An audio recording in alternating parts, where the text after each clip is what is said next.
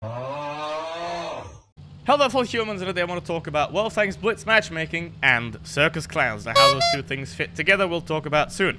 Now obviously, no one is better at discrediting wargaming than wargaming themselves. There are plenty of things that they've done wrong over the years. I've even made a video on that recently. And there are so many things you can criticize for, so many things that you have very, very easy proof for of them doing wrong. However, some people then take their personal bias a bit too far and think that an opinion is a fact, when an opinion is in fact worthless if it can't be proven by a third party.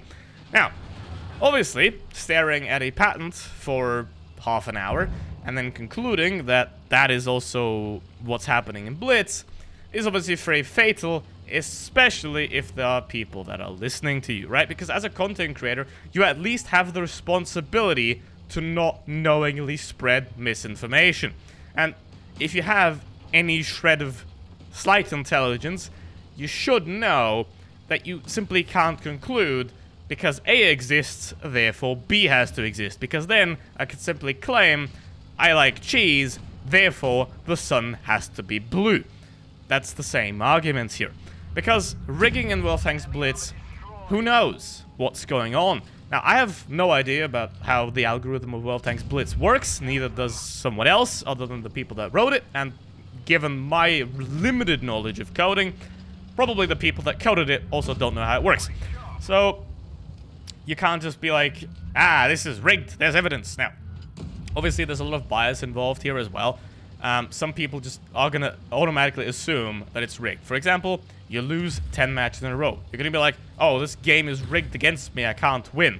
I mean, I personally experienced that myself in raiding battles where I have 35% win rate with 11-1, which shouldn't be happening. However, I'm not gonna suddenly just cry and be, oh my god, it's rigged, because there is no evidence for that conclusion, right? Because otherwise, why aren't there people mad that they win 10 battles in a row?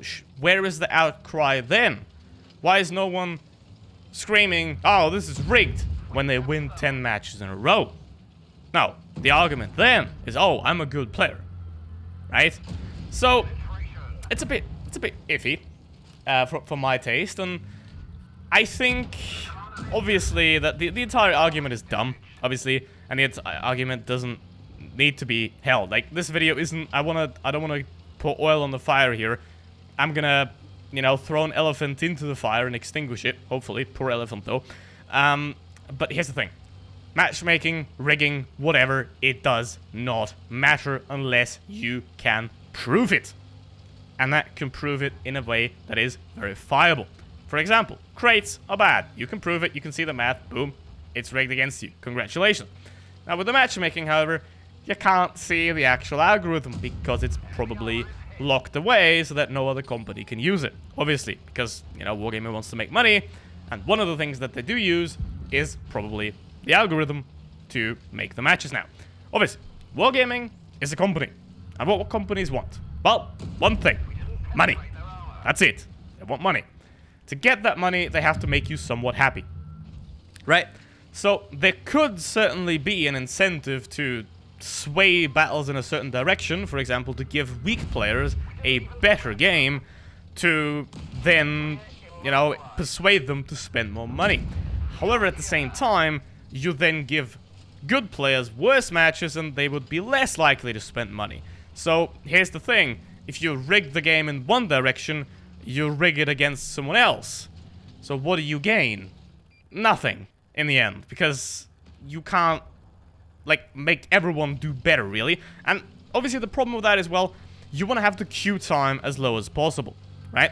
You want that algorithm, the matchmaker, to work as quickly as it possibly can. And there are already quite a lot of limitations on it. For example, the tiers and the tanks. If it has, or even platoons, if you go into platoon, it has to find you another platoon. If you go into it with a tier 9 light tank, it has to likely also find a tier 9 light tank for you as well. So there are already a lot of limitations going on there. So to add more limitations to that would most likely mean that the queue time would be a lot longer, and it would queue times of minutes.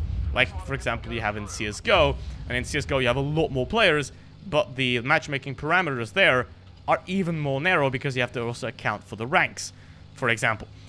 In Blitz, that's not really the case. Now, another thing, obviously, that is massive in Blitz is randomness, right?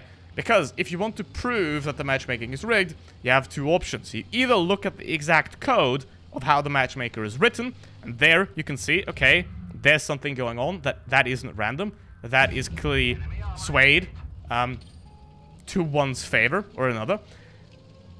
Or you simply prove it outside of the margin of error with the data you can extract from the game, right?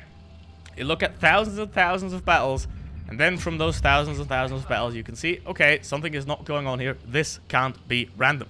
That's how you would prove that the matchmaker is truly rigged. Now, another thing is obviously what would rigged specifically mean. If it would mean that, let's say there are two groups. Let's just assume this. This is not fact, this is simply an example what could happen. Let's say there are two groups. There's the high group and the low group. And 50% of the times, you're in the high group, and 50% of the time, you're in the low group. And the high group gets matched with better players, and the low group gets matched with worse players. Now, if it's 50-50, you still have an even game. It's still, on average, fair. So that wouldn't technically be rigged. So, another thing, everyone can have a bad game. You can have AFKs in your match. You can have someone get hammer-racked in your match. You have someone low-roll 10 times in a row. All those things can happen, and they can influence things like that. So the amount of variables is insane. I mean, there are even battles where you have 2 platoons of super unicums against 2 platoons of 40%ers, and you still lose.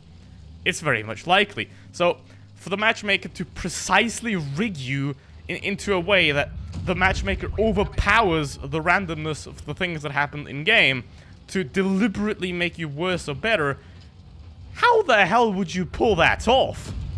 Because, I mean, you can certainly, you could, technically, try to push it in a certain direction, right, by assigning you always bad players, but those bad players can always have a good game and still carry you.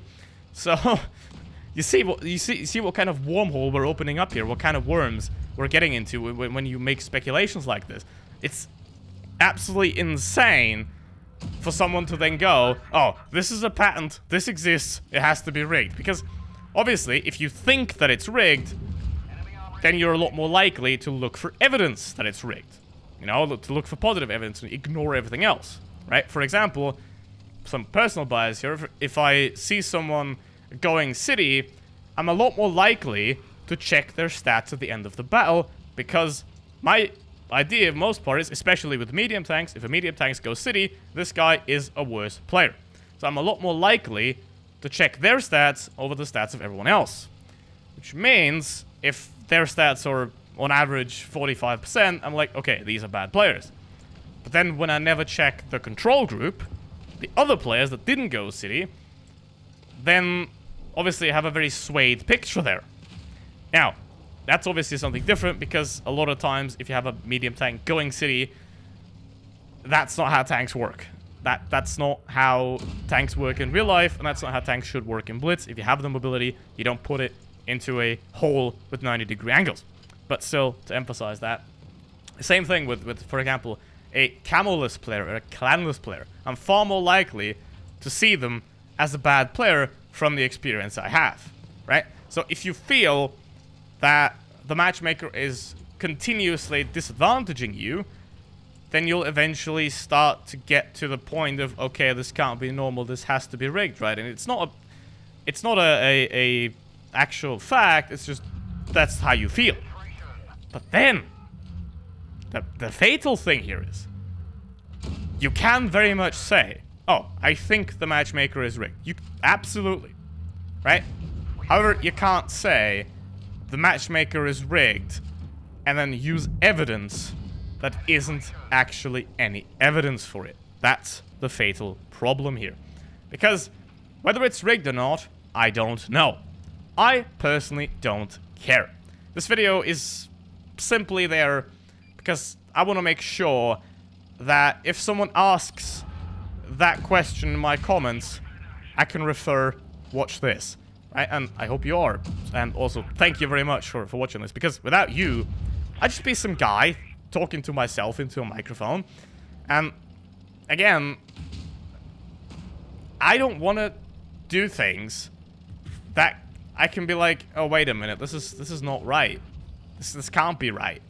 And everyone makes mistakes. That is clear, everyone makes mistakes. However, whether those mistakes are acceptable or even malicious, I don't know. I can't tell you. So, basically, the whole matchmaking is rigged discussion is full of shit. I would like to see the full algorithm, then, once and for all, we can see, there it is. Now, obviously, this argument persists for years already, and no one has, to my knowledge, found any concrete proof for it. Now, in fun modes, I think there's something going on there. I don't remember that, so if someone knows something about that, please put it in the comments. In the fun modes. However, to my knowledge, I know of nothing that would influence standard battles. Now, if there is actual evidence, then I would very likely love to see that, and also confirm it as well. However, the question that remains is, why the hell do we even bother with this? There are so many things that you can annoy wargaming for. It's crates, the smasher, 3.8, 5.5. There's so many things. Why does this argument keep going on? And the thing is, if wargaming would rig the battles and someone would conclusively and completely prove it, I think a lot of players would leave. So I don't know if wargaming would want to risk that. However, they could still do that, because the chances of someone fully 100% proving it is probably very, very low without looking at the actual code of the matchmaker. And that's obviously never going to happen, most likely. So, I don't know. I think the entire discussion is completely overblown and completely pointless. And rather than investing time to talk about it and to make opinions about it, I would like someone, if they think that it is truly rigged, someone to find the actual evidence. I don't have that. I don't care. Just want to make that clear. Thank you very much for watching. See you in the next one. Goodbye.